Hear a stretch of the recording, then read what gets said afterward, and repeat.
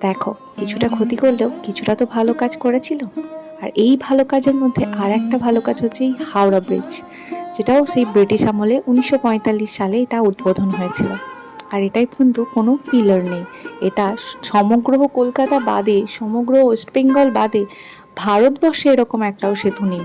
এটা কিন্তু ভারতের সবচেয়ে বড় সেতু, যেটা কলকাতা আর হাওড়াকে সংযোগ করেছিল কি করেছে। আর এটা হুগলি নদীর তীরে অবস্থিত। এটা কিন্তু কোনো পিলার নেই। মাঝ বরাবর কিন্তু হুগলি নদী পেরিয়ে গেছে, যেটা আমি তোমাদেরকে আজকে দেখাতে পারলাম না, যেটার দৃশ্যটা অপূর্ব লাগে। শুধু তাই নয়, এই যে ওপরের দেখছো রেলিংগুলো, এগুলো নিয়ে অনেকে রিলও বানায়, খুব ভালো লাগে। যদিও বা আমি সেভাবে খুব একটা ভিডিও বা কিছু নিতে পারিনি। দেখো, এগুলো কিন্তু আজ আমাদের কলকাতার ঐতিহ্য, শুধু আমাদের বাঙালিদের গর্ব। আমাদের কলকাতায়